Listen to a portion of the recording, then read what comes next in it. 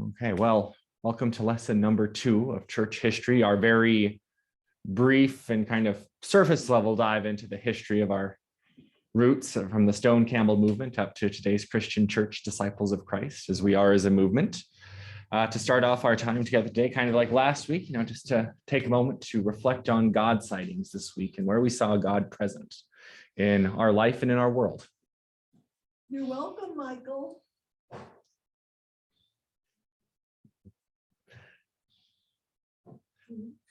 Yeah, feel free to share if you have one, or just take a moment to reflect.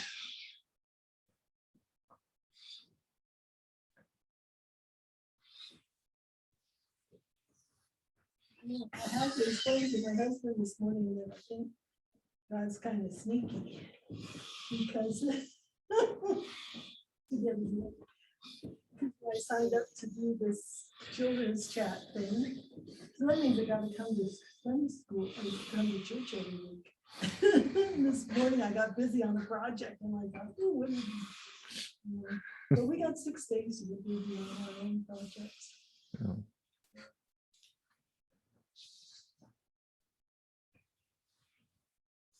And we're going to be talking about Cain and Abel. We'll get past just the one. And it doesn't say it in the Bible, but I really believe that Cain's was an unacceptable gift to God.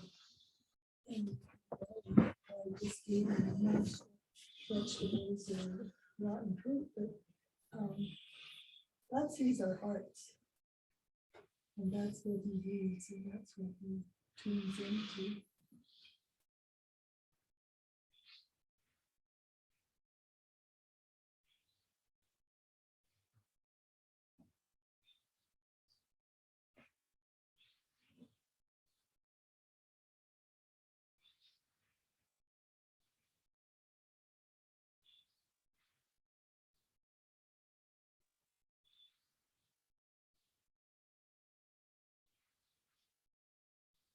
I saw God this week, and I was chatting with a family that was going through some difficult time, but they had been struggling. I mean, they've been struggling, but they found peace this week at some point.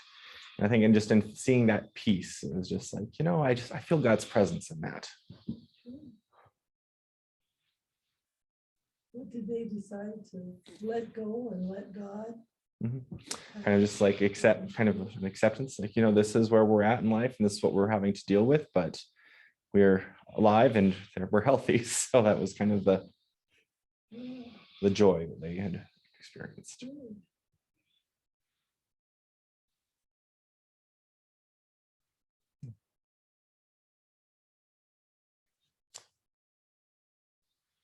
Okay. Well, shall we take a little dive in? So last week we talked about Barton Stone a little bit, got the little beginnings of his life, kind of understood him a little bit more about his move in Cane Ridge and the Cane Ridge revival. And that was kind of the big event that was the earliest event that we could be relating to our history as the Christian church disciples of Christ. And then this week we're going to be talking about the Campbells, who are Thomas and Alexander, both a father and a son, who are also both Presbyterian ministers. So like Barton Stone, they also had their roots in the presbytery. Like I said, this is going to be kind of surface level because they both have these two have the longest chapter or longest sections of the Stone Campbell movement encyclopedia. So we could probably spend a couple days just talking about these two. So we'll just be very brief in our 20-30 minutes today. So Thomas Campbell, who is the father, was born on February 1st in 1763. He was originally from Ireland. He spent a lot of his time, at least before moving to the United States, traveling around Ireland and northern Scotland, doing church work, which we'll kind of get to a little bit more there. But over the course of his life, he eventually made his way over to Bethany, West Virginia, where he passed away just a month shy of his 91st birthday. So, quite a long life for having traveled across the sea. So Thomas Campbell was actually, you can see helped be very formative in some of our beliefs, is the Christian church accepts Christ, and just as the Stone Campbell movement, he was strongly against the sectarian divisions amongst churches. So that each church has different sects. We sometimes think of them as having we have the different denominations, and within each denomination, there's different divides. You can kind of see, you have the Baptist, the Southern Baptist, you have the, the United Methodists are about to go through maybe, who knows what's going on with anymore, but they were talking about going through a split. So, but he was strongly against that, which is where we kind of get this idea of, this is where they get that formative idea of Christian unity, that, we don't need to be divided by all these like human things that we'd like to divide ourselves with. We're all followers of Jesus, so why can't we be together? So his work worked with various Presbyterian groups in Scotland and Northern Ireland. Sorry, it was all of Scotland, Northern Ireland is where he was working. Apparently all the Presbyterian churches were not united as like a single individual. They were all Presbyterian churches that were separate from another. Weren't they Catholic? So Thomas Campbell's parents, or his father, was originally Catholic. He became Anglican when he married Thomas's mother. Wasn't Ireland pretty much Catholic? Oh. St. Pat Catholic? Oh yeah, there's still today a lot of Division. and fighting between Catholics and Protestants in Ireland. There's still people doing mission trips trying to work on solving that divide. It's crazy, which seems kind of crazy to us just because we're so used to having, the Catholic Church is there, the Presbyterian is there, the Methodists are there, Baptists are way over there. Kidding. But he got kind of a little bit fed up in working because of all the tension that was in Scotland and Northern Ireland. He wasn't quite reaching those people, and he thought about, the United States has this new frontier that you can go to and try and has all this fresh faith that we could work on. So in 1807, he moved to the United States to work on Christian unity, but still working in the Presbyterian Church at that point. Technically, a lot of publications about history of the Stone Campbell movement, he kind of disappears after 1809, after a large address on Christian unity. He's noted several times about being an advisor to his son and several others as part of the movement throughout the rest of his life. And if you do search for it, you can find like where he was an editor and a publisher in certain publications, which, as I'm getting a little bit ahead of myself on the slides. So he was not born in Presbyterian Church. He was born in the Anglican Church, but he did not like the formality of the Anglican Church, which is why he switched into the Presbyterian Church. So that's also kind of another formative thing for us, why we're not as formal as a lot of church groups are, that we are more relaxed, and even if sometimes wearing shorts is not considered appropriate. But his father was Catholic, who had converted to Anglican when he married his mother, and then he and his 7 other siblings, he was the oldest of the 8, grew up in the Anglican Church until he decided to switch into the Presbyterian Church. He went to the University of Glasgow, where he attended until 1771, I believe. Why are you getting that right there? It might have been slightly later. I'm getting my dates mixed up here a little bit. It wasn't 71, it was 81. And then would go through a bunch of other workings through that, eventually getting ordained in 1798. And then still working in that area until moving to the US in the early 1800s. When he moved to the US, he eventually became the pastor of Brush Run Church, which is when they started working toward the Stone Campbell movement as we know it today.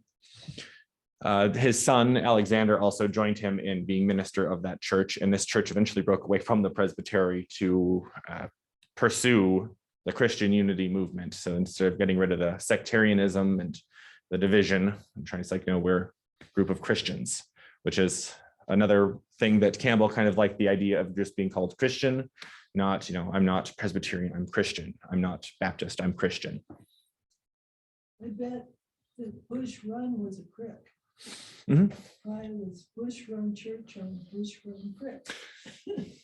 Oh yeah, definitely one of It was definitely more of a frontier church. That was still, I was still in the East, but it was like it was in Virginia. That's where it was, I believe, or South Carolina. Yeah. I think it was, yeah, I think Brush Run was in Virginia, West Virginia. Is the South Carolina. Anglican church still a church, or is that the Episcopalians?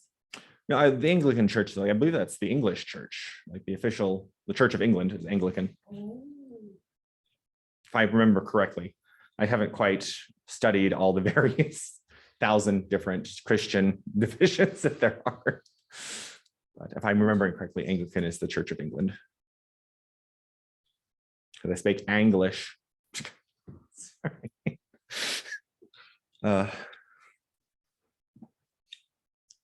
So one of his major focuses that we see today in our church is believers' baptism. He was against the, sprinkling of the kids, or, saying it's like, oh, you have to go.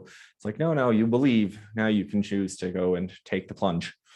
So it's interesting that actually taking the plunge kind of goes into like a lot of common talk today for things. Mm-hmm. You can see Christian work all over today. So later years, where you can see him the most is in where he is editing and writing for publications, especially a publication known as the Christian Baptist and the Millennial Harbinger. So the Millennial Harbinger was a publication that was done by Alexander Campbell at the in the late or mid 1800s. It was about, I believe it started in 1838 and it was published for several years. Before that was the Christian Baptist, which was also another Christian publication that the Campbells, I believe, were the main proponents of.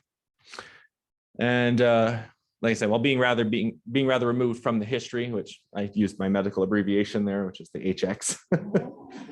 So that means history.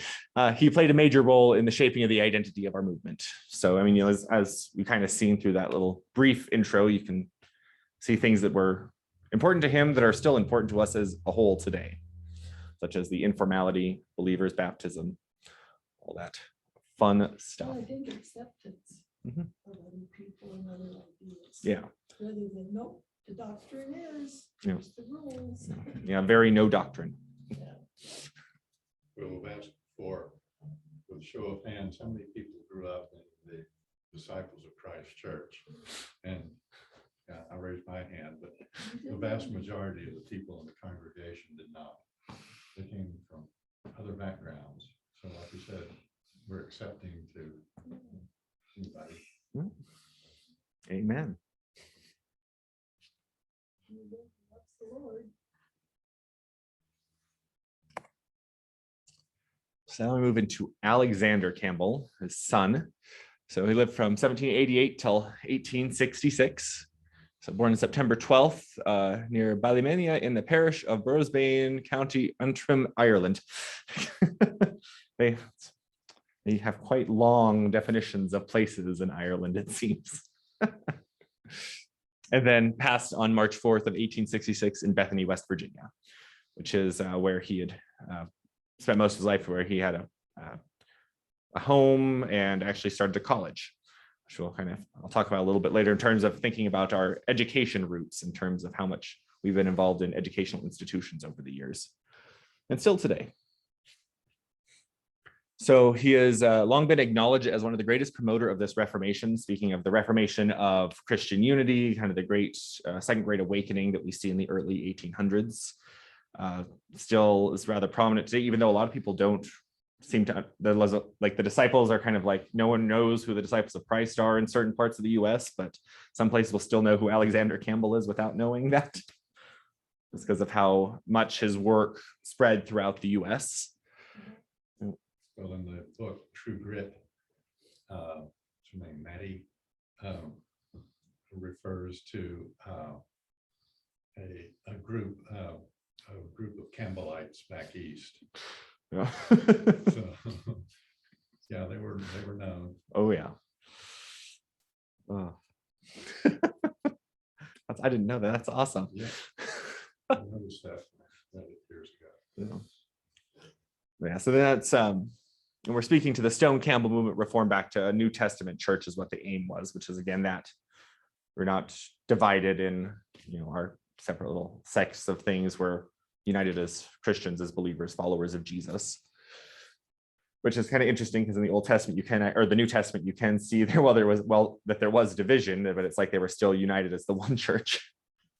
So, which, speaks to today as well. It was quite fun. But he was a notable speaker, debater, and writer, known for his debating spirit, and won most, if not all, of his debates that that were formally published and written about and things, which, history is in the eye of the winner. So maybe the ones he didn't win weren't very well recorded. But he's also, I was reading that he was also the only minister to have preached before the House and the Senate. It was like both of them, instead of having individual ones, he preached before both of them. So he was very popular and had a lot of followers and was very well at articulating. Was that about the church, or was it about slavery?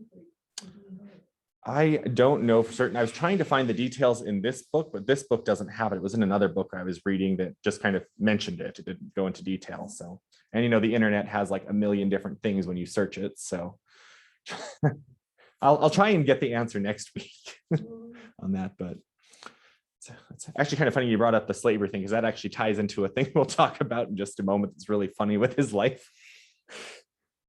And he is also the most known founder and leader of the movement. Stone, has the prominence of being like, the 1801 was the first big movement. That was before the Campbells came to the US. He kind of has that prominence, but Alexander Campbell was the more public figure. Stone was a little bit more, I would say probably a little bit more behind it. He definitely had a following, because there was a little bit of a division they had to try and work out for, which is how we got the name Christians and Disciples in one long name that we go by. But he's definitely the most notable found. So when he moved to the US with his mother and siblings, his father had already been here for about a year. During their trip, they got stranded in Scotland, they got stranded in Scotland from Ireland, because there was weather along the route and the ship had to go in for repair. And then by the time the ship had been repaired, the season had gotten too late and they couldn't sail across the ocean without risk of dying, or greater risk of dying, because there was always a risk. There's always a risk of doing that when you travel. So he actually had some formative stuff happen in his time in Scotland. He gained a lot of ideas that he translated into use in his ministry. There was more Presbyterians that were speaking about, baptism of believers, speaking about the unity. So I think people had probably been a little bit affected by that. His father had also spoken with and had a little bit of an effect with. It's like you see a lot of this movement. This movement spread throughout the world, but it's like really concentrated in the US and Canada. But it's people that Alexander had met in Scotland who actually kind of helped move this movement around in the United Kingdom at that time. They still communicated after he left over to the United States and really started working over here. So several years later, he actually came back to the United Kingdom and was traveling around about 38 years after this event happened. And he was speaking about, Christian unity and the movement in the US, was trying to spread it kind of more of a global thing, which, did happen. But there was the anti-slavery movement in Scotland. Did not like him because at one point he was a slave owner. He did release the slave. He was against slavery, but he wasn't an abolitionist. So he was walking a fine line between telling people what they had to do versus telling people you should do what's morally right. So he's kind of going about it that way instead of being a direct thing like that. So they were very upset by that. So they had a lot of people protesting some of his things in his tour of the UK, which actually caused him to have a greater crowd, because people were like, oh, what are they protesting? Let's go look at it. So he would pack churches, meeting halls, and things like that. And so he had huge gatherings. And eventually during his trip, somehow or another, a warrant got filed for him, and he was arrested in Scotland and thrown in prison for 10 days. So the jailer actually allowed him to have more visitors than he was supposed to. He was supposed to have a max of 2 visitors, which would have been like the church folk nearby who were helping to care for him. And instead they let in as many as they could. So the cell was full of people. So he was preaching in the UK, not only from churches and meeting halls, but also in prisons. So, and the church groups who had actually helped sponsor his trip over there were actually offered to pay him bail, but he refused and said, no, the Lord has placed me here for a reason. And after this event, guess what? His crowds grew even more. So it's crazy. Oh, God works. Yeah. And then so after that 10 days in jail, a judge had ruled that the warrant that was put out for him was illegal and released him from jail. So it was all just someone trying to use their power to do things they shouldn't have. Pharisees and Sadducees. So,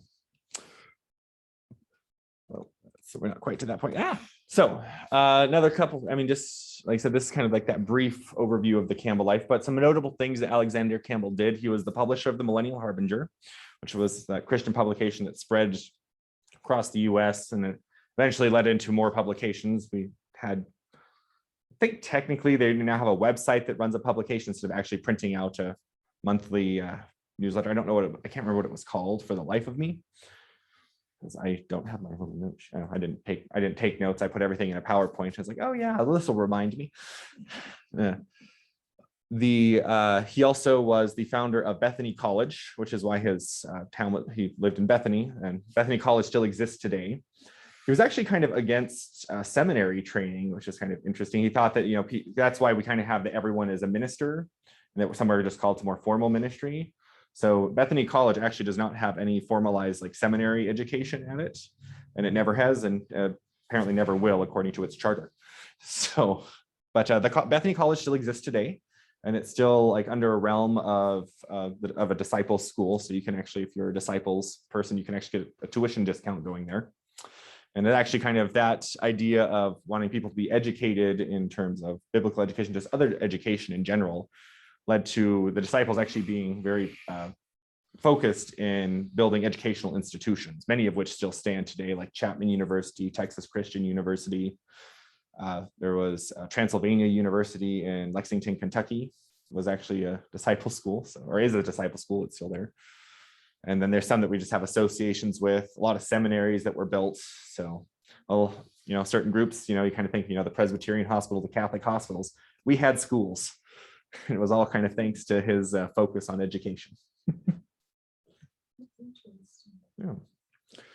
Let's see. He, I think in the middle of his big career here in the United States, so about the 30s till about the 40s, 50s, he was kind of known as kind of a bit of a hothead, which was why he was such a great debater, apparently, because he would get very passionate about what he was speaking about and could go for a time, which I don't think, I understand he didn't have many challengers later in life to his debating, but he was very passionate about what he did. There was one recorded thing about he was in the middle of preaching one time, and there was this baby crying, and it just kind of struck him, and he had to kind of step back and let someone else come forward and speak, because he had just felt so moved that he couldn't really keep talking. He had to just kind of spend some time in meditation and prayer, because he just felt some passion just from a baby crying. So, which now the question is, was it a passion of frustration or a passion of like, what is God telling me in this moment? But that's more should be said. So that's kind of just the general overview of the Campbells for this week. Next week, we're going to kind of talk about when Stone and the Campbells kind of met up in about 1832, which is where you see the unity of the two different groups. So we'll spend some time talking about these two different groups forming and how they eventually made their way together. There's also a fourth founder that we'll briefly mention a little bit too. His name was Walter Scott, which I mentioned him once or twice before in a previous children's chat. He's the one who had like the 5-finger prayer. So we'll kind of talk a little bit about him as well. We'll see if that's going to be all next week, if we might spread that into 2 weeks. So, okay. Questions, comments, concerns, favorite quotes? Okay.